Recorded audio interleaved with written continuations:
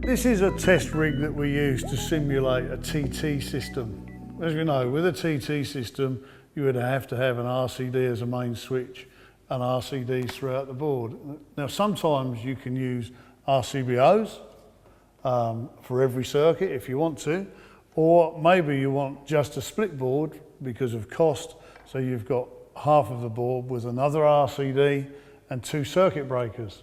The choice is really yours. You can do it whichever way you like. If you come across a board like this, of course, if we're installing one like this anyway, we need to make sure that if there's a fault on this side of the board, it doesn't trip the RCD on this side.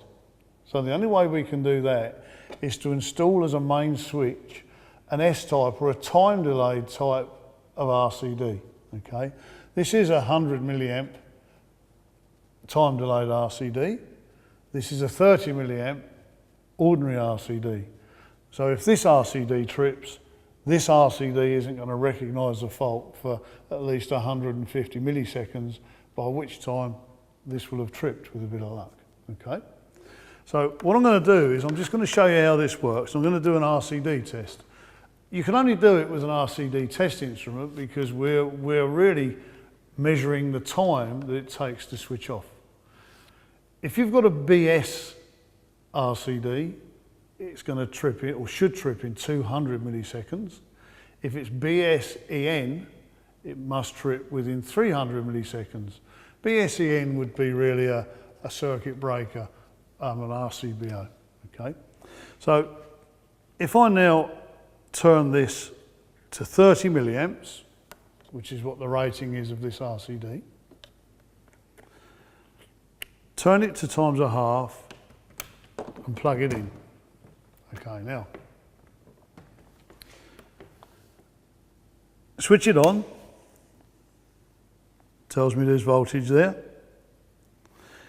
If I now push the button, it shouldn't trip within 2 seconds. 2 seconds is the vital time, okay? I now set this to times 1, which is going to allow an imbalance of 30 milliamps within the RCD. At this point, it should trip within 200 milliseconds, okay? Because this is a BS type. Push the button. It's tripped within 200 milliseconds, it's 34.9. So perfectly okay, less than 200. But of course, that's only on one side of the waveform. If you see, that's got a 0 there. What I really need to do is test the current going both ways.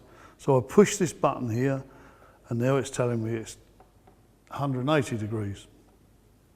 Turn the RCD back on again, push the button. Again, it's tripped within 26 milliseconds, which is really quick. As I say, 200 is the maximum. I now set this to times 5, turn it back on, push the button, 12.6 milliseconds. Need to do it at 180 degrees, turn it back on, push the button,